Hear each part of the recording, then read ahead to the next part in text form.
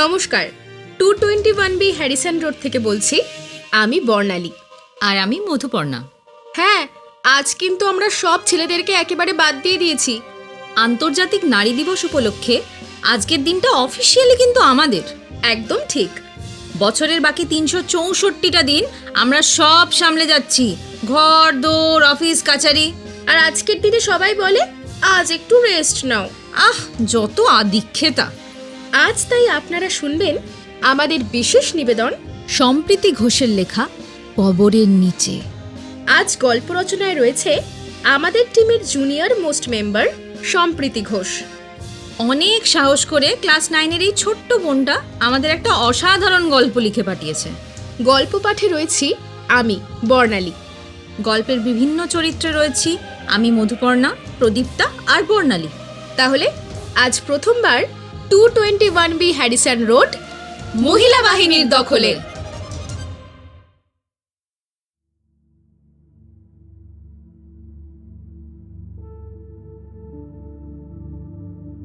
বিধির নতুন ফটোগ্রাফি প্রজেক্টের নাম দ্য শেপ অফ সাইলেন্স।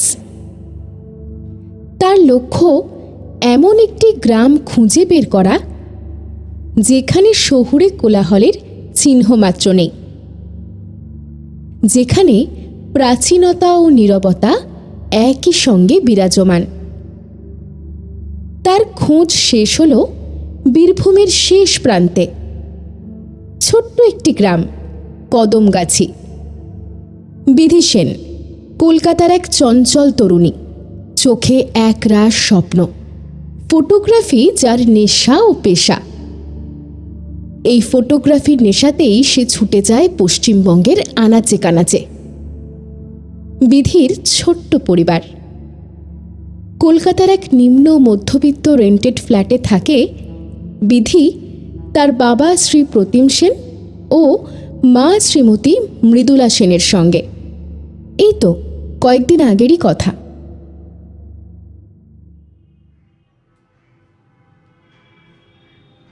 বিধি নিজের ঘরে বসে ল্যাপটপে কিছু একটা দেখছিল। তখনই ঘরে ঢুকলেন মৃদুলা দেবী, বিধির পছন্দের ব্ল্যাক কফি নিয়ে। বললেন, সারাদিন কি এত করতে থাকিস বলতো? দুদণ্ডা আমার সাথে বসে একটু গল্প করতে পারিস তো? সারাদিন খালি কাজ আর কাজ। ল্যাপটপ থেকে মুখ না তুলেই বিধি বলল, মা, ব্ল্যাক কফিটা আনলে? মাথাটা খুব ধরেছে বাবা। হ্যাঁ, এই নে তোর কফি। বিধির পাশে এসে বসলেন। বললেন, মাথার আর দোষ কি? সারাদিন এই ল্যাপটপ ক্যামেরা এই নিয়ে পড়ে থাকলে মাথা ধরবে না? হ্যাঁ রে বিধি, তোর মাথায় কি ঘুরছে বলতো? সারাদিন অন্যমনস্ক হয়ে কিছু একটা চিন্তা করে চলেছিস। তেমন কিছু নয় মা। বললেই হলো, আমার কাছে তুই লুকোবি? এই আবার এইসব দূর দূরান্তে যাওয়ার কথা ভাবছিস না তো? দেখেছো, এই জন্যই না কিছু বলতে চাই না তোমায়। কিছু বলার আগেই তোমার চিন্তা শুরু। চিন্তা হবে না? এত ডানপিটে মেয়ে তুই। তোর বাবা তো তোকে প্রশ্রয় দিয়েই যাচ্ছে। মার মন তোরা আর কি বুঝবি। জানো মা, একটা নতুন ফটোগ্রাফি প্রজেক্টের কথা ভাবছি, কিন্তু ঠিকঠাক লোকেশন পাচ্ছি না। আবার প্রজেক্ট? লোকেশন মানে আবার দূর দূরান্তে যাওয়ার পরিকল্পনা? হ্যাঁ রে, কলকাতায় বসে কি তোদের কোনো প্রজেক্ট হয় না? মা, সব প্রজেক্ট কলকাতায় বসে হয় না। তুমি আমার কথা শুনলেই না, দূর, তার আগে ডিসকারেজ করে দিলে। আচ্ছা বল, শুনি কি বলতে চাস। আমার এবারের প্রজেক্টের নাম দ্য শেপ অফ সাইলেন্স। হ্যাঁ, দ্য শেপ অফ সাইলেন্স? হ্যাঁ মা, নামটা শুনে বুঝতে পারছো আমার এবারের প্রজেক্ট কিসের ওপর? নীরবতার ওপর। জানো মা, আমার না মনে হচ্ছে এবারের প্রজেক্টটা বেশ সফল হবে। আমার করা বেস্ট প্রজেক্টসের মধ্যে একটা হবে। তা তো ঠিক আছে, কিন্তু কলকাতায় কি হতে পারে না রে মা? হ্যাঁ, খেপেছ? কলকাতার এই ব্যস্ততায় নীরবতা? তাহলে কি ভাবছিস, কোথায় পাবি এত নীরবতা? সেটাই তো ভাবছি। জানো মা, প্রচুর স্টাডি করে না একটা জায়গার সন্ধান পেয়েছি, তবে সেটা আমার কাছে একদম আননোন। আগে আরও একটু খোঁজ খবর নিতে হবে, বুঝলে? কি নাম জায়গার? কদমগাছি। কদমগাছি? আম, আচ্ছা, বীরভূমের কাছে কোনো জায়গা কি? তুমি কিভাবে জানলে? হ্যাঁ, খোঁজ খবর নিয়ে যেটুকু জানতে পেরেছি, বীরভূমের শেষ প্রান্তের বেশ অপরিচিত একটা গ্রাম। ছবি দেখবে? বিধি মায়ের দিকে ল্যাপটপটা ঘোরালো। মায়ের মুখ থেকে যেন আপনা আপনি বের হলো, বাহ, অপূর্ব। তাই না? যেটুকু জানতে পেরেছি, গ্রামটা খুবই প্রত্যন্ত। যদি ওখানে যাই এই প্রজেক্টের জন্য, খুব কম হলেও 2-3 দিন আমায় থাকতেই হবে। তবে এত প্রত্যন্ত গ্রামে থাকার জায়গা কোথায় পাবো সেটা নিয়েই খুব চিন্তা হচ্ছে। তাছাড়া এখনও লোকেশনটাই ফাইনাল করে উঠতে পারিনি। আগে আর একটু স্টাডি করে নিই, তারপর। আচ্ছা, যাই হোক, তুমি তো বললে না যে তুমি চেনো গ্রামটা? থাকার জায়গা নিয়ে তো সমস্যা হবে বলে মনে হয় না। আচ্ছা, তোর নীলমণি দাদুকে মনে আছে? নীলমণি দাদু? হ্যাঁ রে, নীলমণি মিত্র, আমাদের এক দুঃসম্পর্কের আত্মীয়। তোর মনে নেই? নীলমণি মিত্র, নীলমণি মিত্র, ও হ্যাঁ হ্যাঁ, মনে পড়েছে। ওই তো, ওই দাদুটা যিনি আমাদের বাড়িতে ওই একবারই এসেছিলেন, বাবার মামা বাড়ির দূর সম্পর্কের কেউ, তাই না? ওনার কথাই বলছো? হ্যাঁ রে। উনি উনি তো শুনেছিলাম মারা গেছেন। হ্যাঁ রে, বছর 3 আগেই তো হলো। তোর মনে নেই? ওনাদের ওই বাড়িটা ওই কদমগাছির কাছেই। হ্যাঁ, আমি তো একেবারেই ভুলে গিয়েছিলাম। আচ্ছা আচ্ছা, মনে পড়ছে। তবে তুমি এসব বলছো কেন? শোন, কদমগাছির নামটা শুনেই আমার মনে পড়ল। তোর ঠাম্মা মানে নীলমণি দাদুর স্ত্রী, উনি তো মাঝে মাঝেই ফোন করেন আমায়। উনি তো এখনও ওই বাড়িতেই থাকেন, একাই থাকেন। কত করে যে বলে যাওয়ার জন্য। প্লিজ মা, এখন এটা বলো না যে ওনার বাড়িতে গিয়ে উঠতে হবে। দূর সম্পর্কের আত্মীয়, তেমন চিনিও না, জানি না, জীবনে কখনো যাইও নি ওনাদের বাড়ি। ওনারাও তো এসেছিলেন ওই একবার মাত্র। ওনাদের বাড়ি গিয়ে আমি উঠতে পারবো না। উঠে চলে যাওয়ার জন্য উদ্যত হলো বিধি। মৃদুলা দেবী তার হাত ধরে আটকে বললেন, বস তো, চলে যাচ্ছিস কেন? আমার কথাটা শোন। দেখ, তুই তো বললি গ্রামটা খুবই প্রত্যন্ত, থাকার জায়গা পাওয়া তো মুশকিল। তাহলে ওখানে কে তোর থাকার জন্য গেস্ট হাউস খুলে বসে আছে বলতো? মা, আমার প্রয়োজন খুব সামান্য। 2-3 দিনের জন্য যে কোনো একটা মাথা গোঁজা ঠাঁই পেলেই হলো। সেটাই বা তুই পাবি কোথায়? বিধি চিন্তায় পড়ল।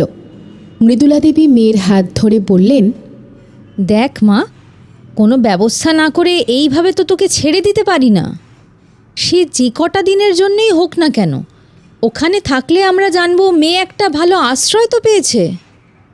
তাছাড়া উনি একজন অসহায় বৃদ্ধা, স্বামীর ওই বাড়িটাই আছে, টাকা পয়সা তেমন কোথায়।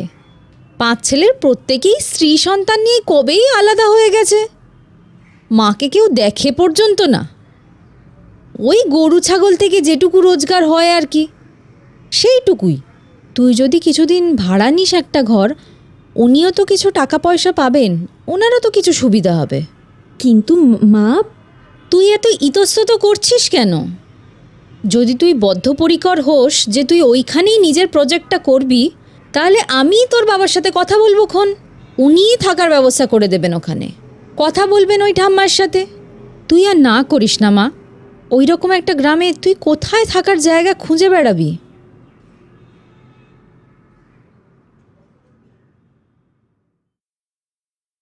13ই মে। বিধি তার ক্যামেরা ও বিভিন্ন প্রয়োজনীয় সরঞ্জামের ব্যাগ নিয়ে যখন কদমগাছি গ্রামে পৌঁছল, তখন গোধূলি বেলা। সূর্য প্রায় ঢলে পড়েছে পশ্চিম আকাশে। গ্রামটি শান্ত হলেও এখানে ওখানে পুরনো ইটের স্তূপ আর ভাঙা মাটির ঘর যেন এক চাপা ইতিহাসের গন্ধ বহন করছিল। প্রতিমবাবু আগেই কথা বলে রেখেছিলেন ওই বৃদ্ধা শ্রীমত্তা ক্ষমা মিত্রের সঙ্গে। প্রতিমবাবু বিধির সাথেও ফোনে কথা বলিয়ে দিয়েছিলেন ক্ষমাদেবীর। ক্ষমাদেবী বিধিকে বলেছিলেন, যদি প্রয়োজন হয় তুমি থাকার আগে একবার বাড়িটা দেখে যেতে পারো দিদি ভাই। বিধি বলেছিল, প্রয়োজন হবে না, আমার বেশি কিছু প্রয়োজন নেই। শুধু একটা ঘর পেলেই হবে, যাতে আমি 2-3 দিন থাকতে পারি। শুধু একটা মাথা গোঁজা ঠাঁই পেলেই হলো। বেশিরভাগ সময় তো আমার কাজ বাইরেই, মূলত রাত্রিটা থাকার জন্যই একটা ঘরের প্রয়োজন। বিধি পৌঁছল বাড়ির সামনে। প্রথমবারের জন্য সে দেখল বাড়িটাকে। বাড়িটি দেখলে প্রথম নজরে এটিকে পরিত্যক্ত বলেই মনে হবে, যা কালের গ্রাসে জীর্ণ হয়েছে। দেওয়ালের প্লাস্টার খসে গিয়ে বড় বড় দাগ তৈরি হয়েছে, তাতে সিমেন্টের ধূসরতা আর ইটের লালিমা স্পষ্ট। ছাদের কার্নিশে আর বারান্দার কোণে মাকড়সার জাল আর ধুলোর স্তর জমে আছে। তবে এই জীর্ণতার মধ্যেও অদ্ভুত এক শৃঙ্খল লক্ষ্য করা যায়, যেন বাড়িটা জানান দেয় এই বাড়িটায় এখনো কেউ বাস করে। বাড়ির বাইরে দাঁড়িয়ে ভ্যান রিক্সা থেকে জিনিসপত্র নামিয়ে রিক্সাওয়ালার ভাড়া মিটিয়ে বিধি ফোন করল ক্ষমা ঠাম্মাকে। ক্ষমা ঠাম্মা নিজের কিপ্যাড ফোন তুলে দুর্বলতা মিশ্রিত গলায় বললেন, এসে গেছো নাকি দিদি ভাই? দাঁড়াও দাঁড়াও, আমি আসছি। ওনার কণ্ঠস্বরে বয়সের ছাপ স্পষ্ট। বিধি উত্তর দিল, হ্যাঁ ঠাম্মা। ফোনটা বিধি কেটে দিল। কিছুক্ষণের মধ্যেই বাড়ি থেকে বেরিয়ে এলেন এক বিধবা বৃদ্ধা। জীর্ণ সাদা থানে দারিদ্র্য ফুটে উঠেছে। তার চেহারায় জীবনের দীর্ঘ ছাপ স্পষ্ট। কুঁচকে যাওয়া চামড়া ও গভীর বলিরেখাগুলি বিগত দিনের গল্প বলে। ধবধবে সাদা চুলগুলি আলগা করে বাঁধা। চোখের দৃষ্টিতে এক ধরনের শান্ত বিষাদ ও গহন স্থিতধীরতা মিশে আছে।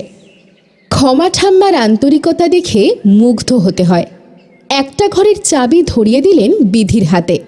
বললেন, স্বাচ্ছন্দ্যে থেকো দিদি ভাই। বাড়িতে এতগুলো ঘর আমার কোনো কাজেই আসে না। শরীরে আর ক্ষমতাও নেই যে গোটা বাড়ি পরিষ্কার করব। তাই ওই বেশিরভাগ ঘরে ওই তালা বন্ধ হয়েই পড়ে থাকে। যেটুকু বাড়ি করি ওই ধোয়া মোছা, আগাছা টাগাছা কাটাকাটি। বাড়িটা একেবারে পড়ে পড়ে নষ্ট হয়ে যাচ্ছে বুঝলে। মাঝে মাঝে তো এসে একটু থাকতে পারো দিদি ভাই। ঘরের দিকে ইঙ্গিত করে উনি বললেন, এই ঘরটা এই যে তোমার জন্য একেবারে ধুয়ে মুছে রেখেছি বুঝেছ। এটা নিচের তলার ঘর, তাই যেটুকু পেরেছি আমি করেছি। উপরে তো আর উঠতে পারি না, যে তাই আর কি। যথেষ্ট ঠাম্মা, আপনি এত কষ্ট করতে গেলেন কেন? আমিই করে নিতে পারতাম তো। আমি তো আপনাকে বলেইছিলাম যে একটা ঘর চাই শুধু, আমার বেশি কিছু প্রয়োজন নেই। আপনি ভালো আছেন তো ঠাম্মা? ওই আছি এক প্রকার। তা দিদি ভাই, বাবা মা এলো না? আসলে ঠাম্মা, মাঝে মাঝেই আমার কাজের সূত্রে এদিক ওদিক যেতে হয়। বাবার পক্ষে তো সবসময় ছুটি নিয়ে আমার সাথে ঘোরা সম্ভব নয়। আর বাবারও তো অফিস আছে। মাও তো আর সবসময় ঘর ছেড়ে আসতে পারেন না। তবে আপনি ভাববেন না, আমি নিশ্চয়ই বাবা মাকে বলবো একবার আসতে। আমার এত খারাপ লাগছে দিদি ভাই। এই প্রথম তুমি আমার বাড়িতে এলে, আর তোমার থেকেও কিনা আমাকে ভাড়া নিতে হলো। আসলে এই টাকার এতটাই প্রয়োজন। ঠাম্মা, আপনি তো নামমাত্র ভাড়া নিয়েছেন, এর চেয়ে বেশি টাকা আপনার প্রাপ্য ছিল। আর আমি তো ঘুরতে আসিনি, কাজে এসেছি। আপনি আমার অনেক বড় উপকার করেছেন। ভাড়া কেন নেবেন না? এটা আপনার প্রাপ্য। না না দিদি ভাই, আমি একা মানুষ, এ টাকা আমার কাছে অনেক। আপনাকে অনেক ধন্যবাদ, সত্যি আমার অনেক উপকার হলো। এখন এসব কথা থাক দিদি ভাই, তুমি তুমি ঘরে চলো।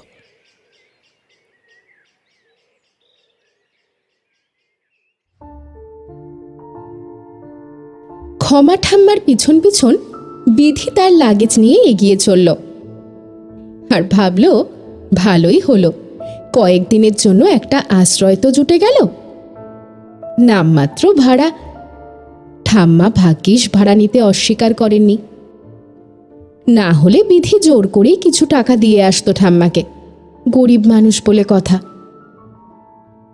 ঠাম্মা বিধিকে একটা ঘরে নিয়ে গেলেন। ঘরটা মূল বাড়ি থেকে কিছুটা বিচ্ছিন্ন, একটা ঘন কদম গাছের ছায়ায়। ঘরে ঢুকতে গেলেই যেই দিকে সবচেয়ে প্রথম চোখ পড়বে সেটা একটা মাটির ঢিবি। ঘরে ঢোকার দরজার পাশেই ঘরের একমাত্র জানালা, আর ঘরের বাইরে জানালার ঠিক নিচেই ওই ঢিবিটা। ঢিবিটা দেখতে ভারী অদ্ভুত, দেখে বোঝা যায় এটা কোনো খেলার জায়গা নয়, আবার কোনো গাছ বা তুলসী মঞ্চও নয়। স্পষ্ট বোঝা যাচ্ছে এটিকে প্রতিদিন যত্ন করে মাটি দিয়ে লেপা হয়, যেন সেটা অত্যন্ত গুরুত্বপূর্ণ ও যত্নের কিছু। বিধির কৌতূহলী মন বারবার জানতে চাইছিল এর পিছনের রহস্যটা কি, কিন্তু সে অনেক চেষ্টা করেও ক্ষমা ঠাম্মাকে জিজ্ঞাসা করে উঠতে পারল না এটার বিষয়। ঘরটা বেশ ছোট হলেও বেশ পরিষ্কার, তবে এই ঘরেও কিন্তু পুরনো দিনের ছাপ স্পষ্ট। আধুনিক মনস্ক বিধি এইরকম পুরনো স্যাঁতস্যাঁতে ঘরে থাকতে একেবারেই অভ্যস্ত নয়, ও পছন্দও করে না, কিন্তু কি আর করা যাবে, কাজের স্বার্থে মানুষকে অনেক কিছুই ত্যাগ স্বীকার করতে হয়। একটা ঘর যে পাওয়া গেছে এটাই অনেক। ঘরটাতে আসবাবপত্র খুবই সীমিত, কিন্তু অত্যাবশ্যক। মেঝেতে যত্নে পাতা একটা পাতলা মাদুর, দেওয়াল ঘেঁষা ছোট খাটটাতে টান টান করে পাতা একটা চাদর, এক কোণে রাখা মাটির একটি কুঁজো, তাতে জল আছে। কুঁজোর পাশেই একটা ছোট্ট টুলের ওপর রাখা আছে একটি হাত পাখা, বাতাস করার জন্য। খাটের ঠিক সামনেই একটা কাঠের টেবিলে রাখা একটি ছোট্ট টেবিল ফ্যান। ছাদ থেকে ঝুলানো একমাত্র ইলেকট্রিক বাল্বটি এতক্ষণ জ্বলছিল না। ঠাম্মা এসে আলোটা জ্বালিয়ে দিলেন। ওইটি এই ঘরের একমাত্র ইলেকট্রিক আলোর উৎস। দেওয়ালে একটি ছোট্ট আয়না, যার কাঁচ বেশ পরিষ্কার। খাটের তলায় একটি পুরনো ট্রাঙ্কও আছে। একটা কাঠের আলমারিও আছে দেওয়াল ঘেঁষে, যা আকারে খুব বড় নয়। পাল্লা দুটো বন্ধ। এই অতি পরিচ্ছন্নতা আর নিখুঁত স্থিরতা এই ছোট্ট ঘরটিতে শান্ত অনুভূতির বদলে একটি অদ্ভুত অস্বস্তিকর শূন্যতা এনে দিয়েছে। কি জানি, ঘরে ঢোকা থেকেই বিধির কেমন একটা অনুভূতি হতে লাগলো। ঠিক ইরি ফিলিং কিনা সে জানে না, কিন্তু কেমন একটা মোহিত হয়ে গেল বিধি। কি দিদি ভাই, ঘর পছন্দ হয়েছে তো? ক্ষমা ঠাম্মার কথায় সম্বিত ফিরে পেল বিধি। হ্যাঁ হ্যাঁ ঠাম্মা, কিছু বললেন? বলছি ঘরটা পছন্দ হয়েছে তো? হ্যাঁ হ্যাঁ, পছন্দ হয়েছে। দিদি ভাই, পুরনো দিনের বাড়ি তো, বাড়ির সাথে যুক্ত কল ঘর নেই। ওই যে ওই মূল বাড়ির সামনের দিকে কল ঘর, যদি প্রয়োজন হয় একটু কষ্ট করেই যেতে হবে, কেমন? ঠিক আছে ঠাম্মা, অসুবিধে নেই। শোনো, তুমি হাত মুখ ধুয়ে নাও, আমি খাবার দিচ্ছি। হ্যাঁ, ধন্যবাদ, কিন্তু খাবারের প্রয়োজন হবে না আমার। আমার খিদে পায়নি। তা বললে হয় নাকি? তুমি বসো, আমি এই সন্ধে দিয়েছি ঘরে। আজ ঠাকুরকে একটু ফল দিয়েছিলাম তো, একটু প্রসাদ এনে দিই, খাও। ক্ষমা ঠাম্মা চলে গেলেন। বিধি নিজের প্রয়োজনীয় জিনিসপত্র লাগেজ থেকে বের করে খাটের পাশে ছোট টেবিলে গুছিয়ে রাখল। জামা কাপড়গুলো ট্রলি ব্যাগ থেকে আর বের করল না। বাড়িতে ফোন করে সে জানিয়ে দিল যে পৌঁছে গেছে, তারা যেন আর চিন্তা না করেন। বিধি এক সেট চেঞ্জ নিয়ে কলঘরের দিকে যাওয়ার জন্য অগ্রসর হলো, হাত পা ধুয়ে চেঞ্জ করে নেওয়ার জন্য। ফোনের ফ্ল্যাশ লাইটটা জ্বালিয়ে এগিয়ে চলল বিধি। বাইরেটা বেশ অন্ধকার। এত বড় বাড়ি, বাইরে একটা আলোর ব্যবস্থা নেই। বিধি ফ্রেশ হয়ে ঘরে এলো। ঠাম্মা, আপনি? ক্ষমা ঠাম্মা বসেছিলেন খাটের ওপর। হ্যাঁ দিদিভাই, আসলে তোমার খাবারটাই দিতে এসেছিলাম। ওই টেবিলে রেখে দিয়েছি, খেয়ে নিও। ঠিক আছে, ধন্যবাদ। বিধি ঘরের চারপাশে তাকিয়ে বলল, একটা কথা বলবো? বলো না দিদিভাই, ইতস্তত করার কি আছে অত? আসলে এই ঘরে তো একটা মাত্র জানলা, সেটাও বন্ধ। খুব সাফোকেশন হচ্ছে। জানলাটা কি খুলতে পারি? ক্ষমা ঠাম্মা কিছুক্ষণ চুপ থেকে তারপর বললেন, দেখো দিদিভাই, জানি তোমরা শহুরে মানুষ, বড় আধুনিক, তবে এটা তো গ্রাম। একা মেয়ে মানুষ, কি দরকার এই রাত্রিবেলা জানালা খুলে রাখার? খুলো না। ঠাম্মা চলেই যাচ্ছিলেন, হঠাৎ দাঁড়িয়ে বললেন, আর শোনো, রাত্রে কিছু লাগলে কিন্তু আমায় ডেকো, কেমন? একা একা যেন আবার বাইরে বেরোতে যেও না। আর হ্যাঁ, যা কাজ করার এই দিনের বেলায় করো। এই সন্ধ্যার পর বাড়ি থেকে কিন্তু বের হইও না। এখনো কোথাও বেরোতে হবে না। এতটা এসেছো, একটু বিশ্রাম করো, কাল থেকে বরং কাজে যেও। বিধি এবার জিজ্ঞাসা করেই ফেলল, আচ্ছা ঠাম্মা, বাইরের ওই মাটির ঢিবিটা কিসের? ঠাম্মার মুখ চোখে হঠাৎ কেমন একটা পরিবর্তন লক্ষ্য করল বিধি। যেন কোনো একটা অবাঞ্ছিত প্রশ্ন সে করে ফেলেছে। ঠাম্মা কিছুক্ষণ চুপ করে রইলেন, তারপর একটু হেসে বললেন, ওটা কিছু নয় দিদি ভাই, ওদিকে তোমার নজর দেওয়ার দরকার নেই। রাত্রে ওদিকে তাকিও না, ঠিক আছে? এই বলে তিনি চলে গেলেন ঘর থেকে।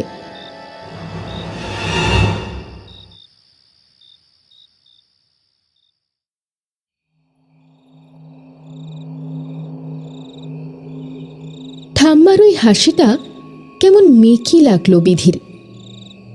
যেন ওই হাসি দিয়ে কোনো কিছু লুকানোর চেষ্টা করল। ঠাম্মা চলে যাওয়ার পর বিধির মনটা কেমন জানি খচখচ করতে লাগলো।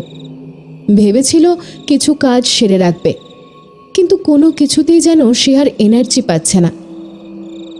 এই রকম তো কখনো হয় না। হঠাৎ হলো কি? এতটা জার্নি খিদে যে একেবারে পায়নি তা নয়। টেবিল থেকে খাবারটা নিয়ে এলো।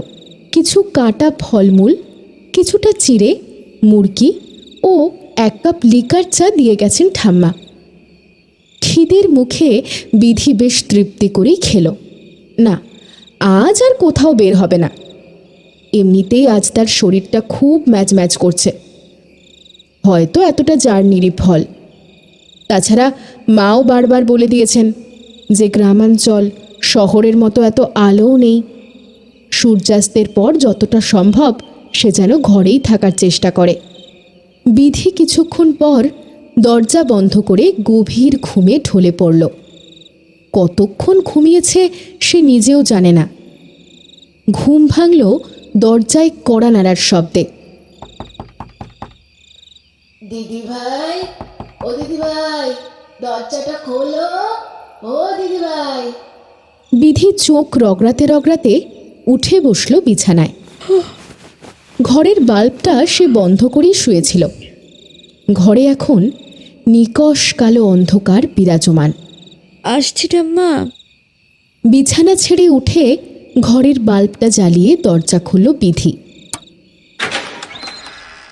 ঠাম্মা তার হাতে একটা থালা ধরিয়ে দিয়ে বললেন, এই নাও, এতে একটু ভাত তরকারি আছে, খেয়ে নিও। হ্যাঁ, এ কি, আপনি আবার এইসব নিয়ে এলেন কেন?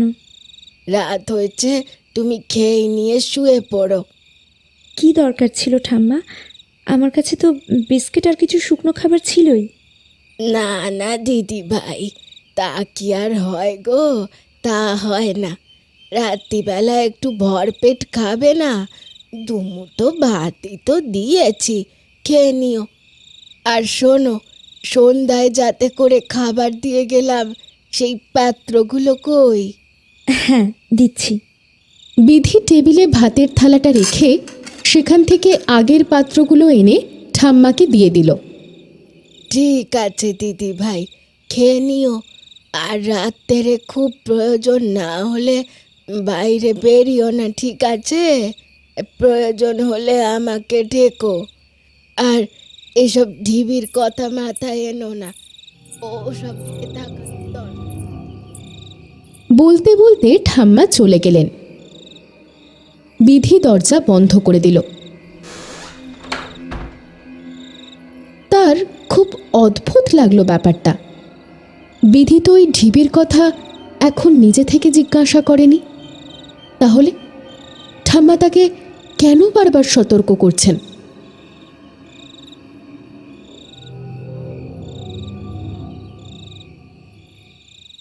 মোবাইলে দেখল রাত প্রায় 9টা।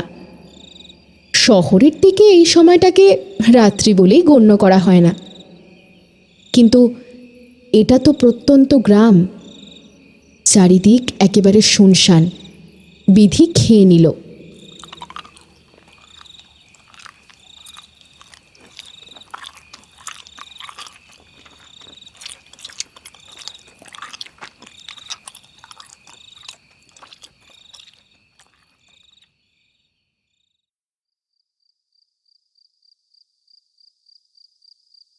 একবার সে কল ঘরে গেল। একাই গেল, ফোনের ফ্ল্যাশলাইটটা জ্বালিয়ে। এই ক্ষুদ্র ব্যাপারে ঠাম্মাকে সে আর বিব্রত করতে চায়নি। তাছাড়া বিধি যথেষ্ট সাহসী। তবে ঘর থেকে বের হওয়ার সাথে সাথেই তার গা কেমন ভারী লাগতে শুরু করল। এই নীরবতা, নিস্তব্ধতা তার যেন আর সহ্য হচ্ছে না। কিন্তু কেন কেন এমনটা হচ্ছে? যাই হোক, কোনো কিছুতেই আমল না দিয়ে সে কলঘর থেকে আবার ঘরে ফিরে এলো। ঘরের দরজা বন্ধ করে বসল খাটের ওপর। বাইরের নিশ্ছিদ্র নীরবতা যেন এই মুহূর্তে তার শেপ অফ সাইলেন্স প্রজেক্টের সমস্ত উৎসাহ গ্রাস করে নিয়েছে।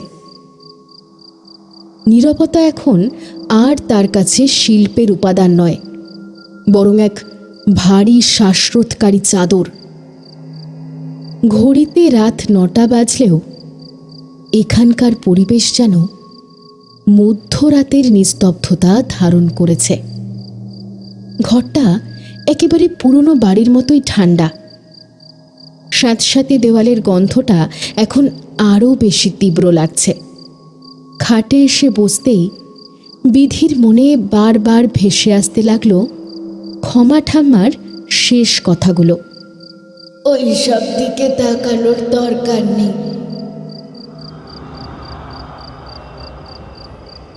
এতক্ষণ সেই অদ্ভুত অনুভূতিটা জার্নির ক্লান্তি বা গ্রামের কুসংস্কারের প্রভাব বলেই সে উড়িয়ে দিতে চেয়েছিল, কিন্তু এখন এই নীরব একাকী ঘরে তার শহুরে যুক্তিবাদী মনটা কেমন যেন দুর্বল হয়ে পড়ছে। কেন এত সতর্কতা? কি আছে ওই মাটির ঢিবির পেছনে, যা একজন বৃদ্ধাকে এতটা ভীত করে তোলে? হঠাৎ বিধি তার এই চিন্তার জগৎ থেকে বেরিয়ে এলো। নিজেই ভাবল, সে কি পাগল হয়ে যাচ্ছে নাকি? কি এত ভাবছে? না না, এইসব অদ্ভুত চিন্তাকে মনে আর প্রশ্রয় দেওয়া যাবে না। তাকে এটা খেয়াল রাখতে হবে যে যেই কাজটা করতে সে এখানে এসেছে সেটা যেন ঠিকঠাকভাবে হয়ে যায়। এইসব উল্টোপাল্টা দিকে মনোযোগ দিয়ে সে তার ড্রিম প্রজেক্টটাকে অবহেলা কিছুতেই করতে পারবে না। ঘরের আলোটা নিভিয়ে সে শুয়ে পড়ল।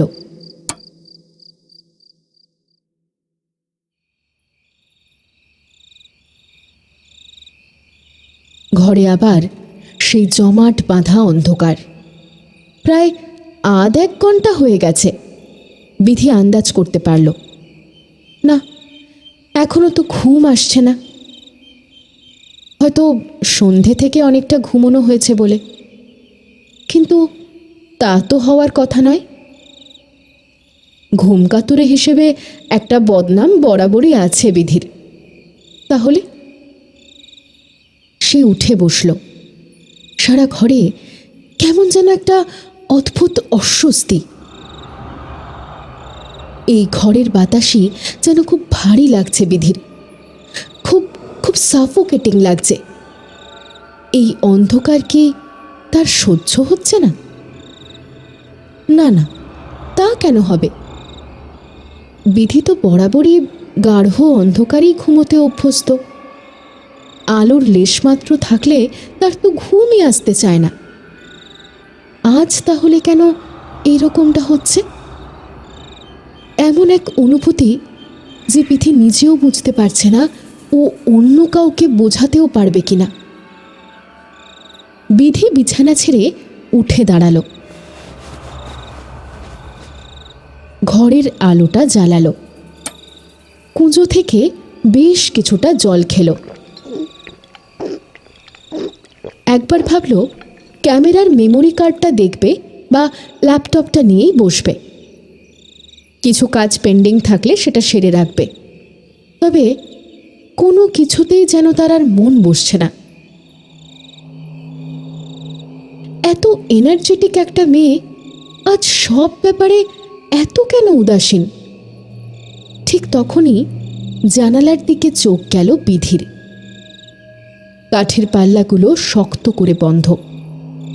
এই জানলাটা খোলাই তার মানা। নিষেধ মানেই কৌতূহল। ফটোগ্রাফির নেশা তাকে সবসময় এক ধাপ এগিয়ে দেয়। যা নিষিদ্ধ তাই তাকে জানতে হবে। সে খুব সন্তর্পণে খাট থেকে নামল। নিঃশব্দে এগিয়ে গেল জানালার কাছে। ঠাম্মার কথা মনে পড়তেই সে একটু ইতস্তত করল, কিন্তু শেষ পর্যন্ত নিজেকে আর সামলাতে পারল না। সে পাল্লা খুলে ফেলল জানালার।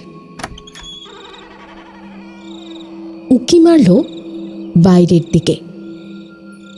বাইরে খুটখুটে অন্ধকার। একমাত্র আলোর উৎস তার ঘরের বাল্ব, যার ফ্যাকাশে আলো কদম গাছের পাতা ভেদ করে ঠিক ওই ঢিবিটার উপরে এসেই পড়েছে। ঢিবিটা যেখানে স্থির, যত্নের প্রলেপে মসৃণ। বাইরের সব কিছু যেমন ছিল তেমনই। অস্বাভাবিক কিছুই দেখতে পেল না বিধি।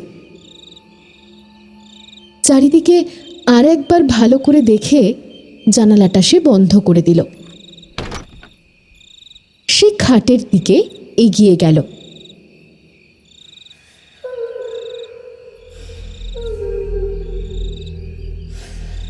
ঠিক তখনই তার কানে এলো এক মৃদু গোঙানির শব্দ।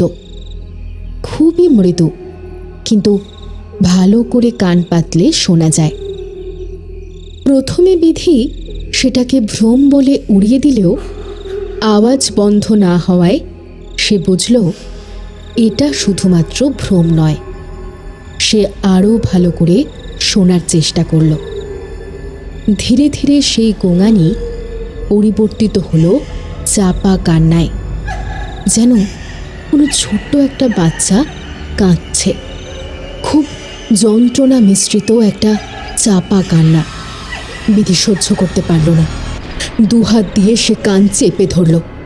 তবুও সেই কান্নার আওয়াজ তার কানে প্রতিধ্বনিত হতে লাগলো।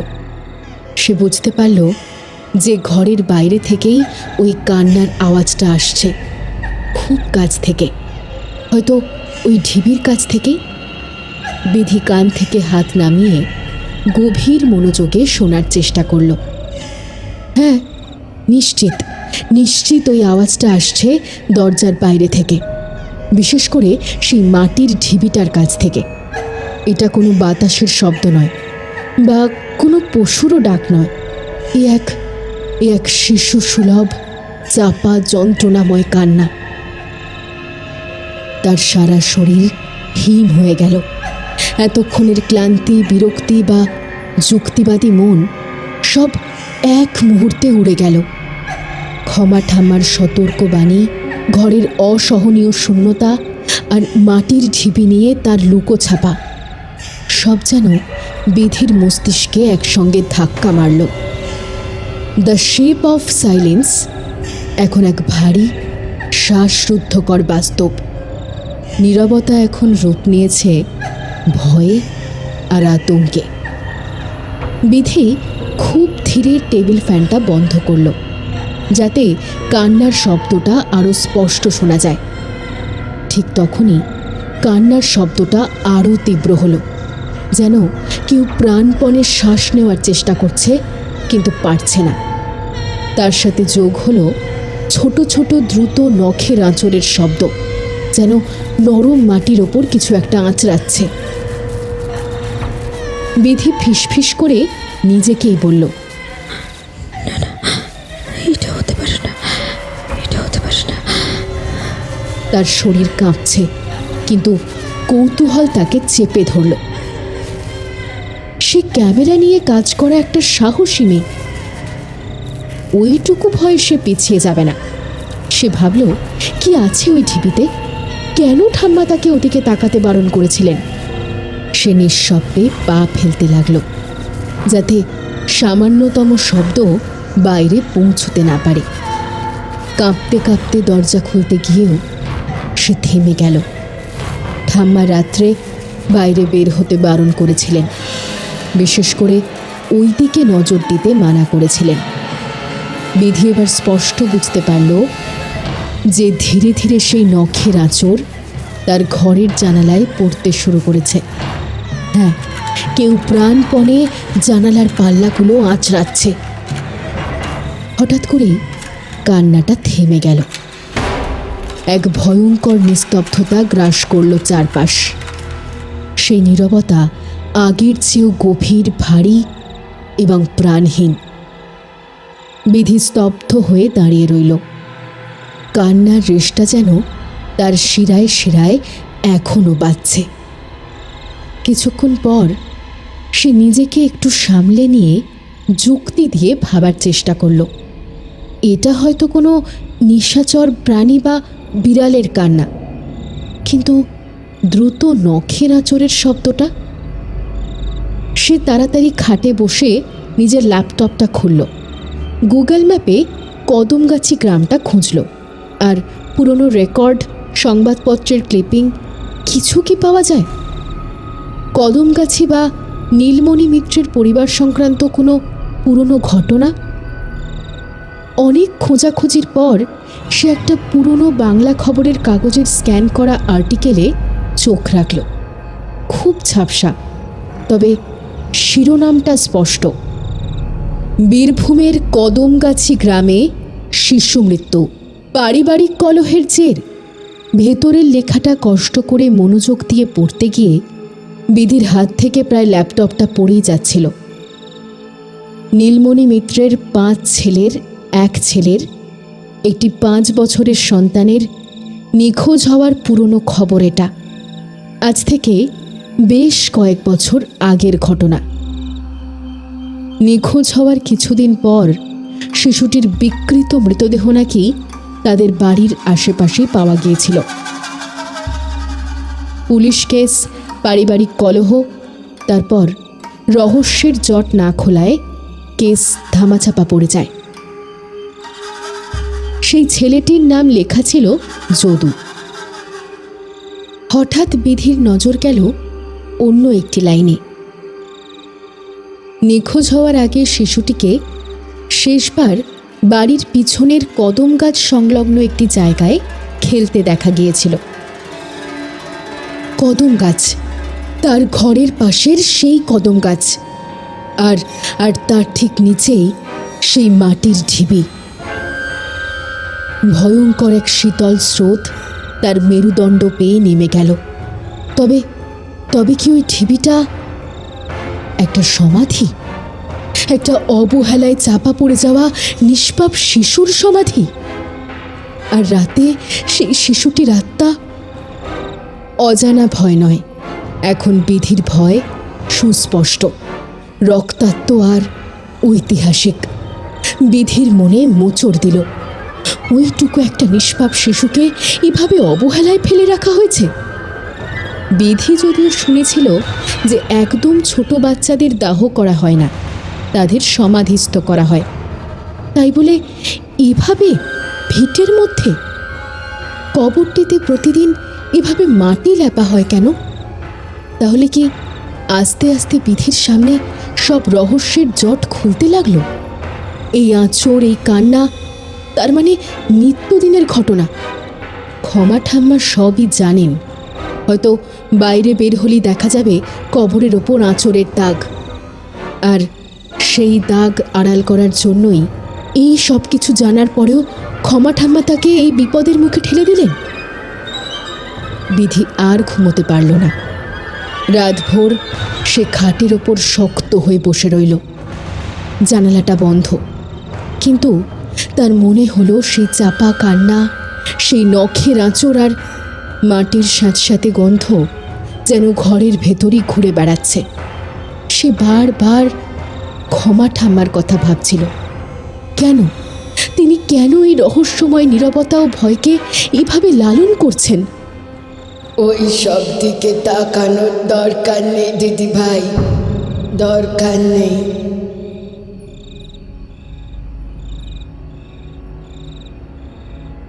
কেন এই গোপনীয়তা?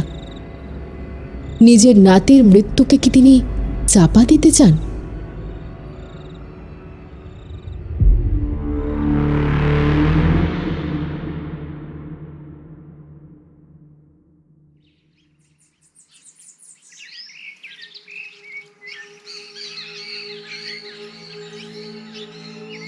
বিধি ভোর হওয়ার অপেক্ষা করছিল। পাখিদের ভোরের কুজন শুনতে পেতেই বিধি ঘর থেকে বেরিয়ে এলো। ভোর হওয়ার সঙ্গে সঙ্গে বাইরের কদম গাছ আর সেই ঢিবিটা সূর্যের আলোতে অনেকটাই স্বাভাবিক লাগছিল, কিন্তু ঢিবির ওপর ও তার জানালার পাল্লায় নখের আঁচড় প্রমাণ করল যে গত রাতে সে কোনো দুঃস্বপ্ন দেখেনি। বিধির চোখের সামনে সে অস্বাভাবিকতা কালকের রাত্রের ভয়ঙ্কর অভিজ্ঞতার সাক্ষী। বিধি তড়িঘড়ি নিজের সব সরঞ্জাম গুছিয়ে নিল। তার শেপ অফ সাইলেন্স প্রজেক্ট ভেস্তে গেছে। নীরবতার এই ভয়ঙ্কর রূপ সে আর এক মুহূর্ত সহ্য করতে পারবে না। ক্ষমা ঠাম্মা যথারীতি দুধ ও মুড়ি নিয়ে এলেন, সাথে লিকার চা। বিধি দেখল ঠাম্মার চোখে মুখে আজ এক অদ্ভুত শান্ত, প্রায় স্বাভাবিক একটা ভাব। কি গো দিদি ভাই, ভালো ঘুম হলো? বিধি শুকনো মুখে বলল, ঠাম্মা আমি খাবো না, আজ সকালেই আমি চলে যাচ্ছি। ক্ষমা ঠাম্মা খাবারটা হাতে নিয়ে স্তব্ধ হয়ে গেলেন। এ কি বলছো দিদি ভাই? সবে তো এলে, তোমার কাজ থাকতে হবে না? সব তো তোমাকে ব্যবস্থা করে দিলাম। না ঠাম্মা, আমার কাজ হয়ে গেছে, আমি যা খুঁজছিলাম তা পেয়ে গেছি। কাজ শেষ, এখন আমি যেতে চাই। বিধি তার হাতে ভাড়ার চেয়ে কয়েক গুণ বেশি টাকা ধরিয়ে দিল। ঠাম্মা টাকাগুলো নিতে একটু ইতস্তত করলেন। তার চোখে মুখে এক অসহায় বিষাদ ফুটে উঠল। তিনি বুঝতে পারলেন বিধি কিছু একটা জেনে গেছে বা অনুভব করেছে। দিদি ভাই, ক্ষমা ঠাম্মা নরম গলায় বললেন, ওকে শান্তিতে থাকতে দাও, ও নীরবতা ভালোবাসে। বিধির চোখে মুখে এখন এক অদ্ভুত শান্ত ভাব। সে বলল, আমি তো এখানে থাকতে চাইনি ঠাম্মা, আপনি সব কিছু জেনে। আমি তো বুঝতে পারিনি যে এখনো। বিধি আর এক মুহূর্ত অপেক্ষা করল না। সে তার জিনিসপত্র নিয়ে রাস্তা ধরে কাছের মোড়ে গিয়ে ভ্যান রিকশার জন্য অপেক্ষা করতে লাগল। গ্রামের সেই নিস্তব্ধতা এখন বিধির কাছে আর শিল্পের উপাদান নয়, বরং এক অব্যক্ত আর্তনাদ। বিদায় নেওয়ার সময় বিধি কেবল একটিবার ক্ষমা ঠাম্মার দিকে তাকিয়েছিল। ঠাম্মা তখনও তার ঘরের দরজার দিকে স্থির দৃষ্টিতে তাকিয়ে আছেন, যেখানে সেই যত্ন করে ল্যাপা মাটির ঢিবিটা আজও অপেক্ষায় রয়েছে। ঠাম্মার চোখে কোনো ভয় নেই, আছে শুধু গভীর এক অব্যক্ত অনুভূতি।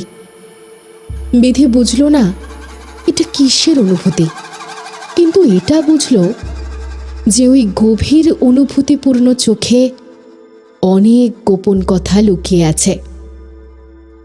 কলকাতা ফিরে আসার পর বিধির জীবনে এক বিরাট পরিবর্তন এলো। এখনও ফটোগ্রাফি তার নেশা ও পেশা, কিন্তু কাজের ধরনটা একটু পাল্টে গেছে। দ্য শেপ অফ সাইলেন্স এখনও শেষ করেনি সে, তবে কদম গাছের অভিজ্ঞতা তার ভেতরের ফটোগ্রাফারকে অন্য পথে নিয়ে গেছে। এখন তার ফোকাস শুধু বাইরের সৌন্দর্যে নয়, বরং অব্যক্ত যন্ত্রণা আর চাপা পড়া ইতিহাসে। সে এখন জানে নীরবতা সবসময় শান্তি দেয় না, কখনো কখনো এটি সবচেয়ে ভয়ঙ্কর সত্যকে আড়াল করে রাখে। বিধি আর কখনোই রাতে একা থাকতে পারে না। মাটির ঢিবি, চাপা কান্না আর সেই নীরবতার আকার, এসবই তার মনের ক্যামেরায় স্থায়ীভাবে ধরা পড়েছে। মাঝে মাঝে রাতে ঘুমের মধ্যে সে স্পষ্ট শুনতে পায় একটা ছোট্ট শিশুর নখের আঁচড়, যেন যেন কেউ তাকে ডাকছে। নীরবতার শিকার বিধি সেন এখন একজন বিখ্যাত ফটোগ্রাফার, যিনি আলোর নিচে থাকা অন্ধকারকে ক্যামেরা বন্দি করতে ভালোবাসেন। তবে সে ভালো করেই জানে কদম গাছের সেই নীরবতা এক গভীর ক্ষতচিহ্ন হিসেবে তার জীবনে চিরকাল থেকে যাবে।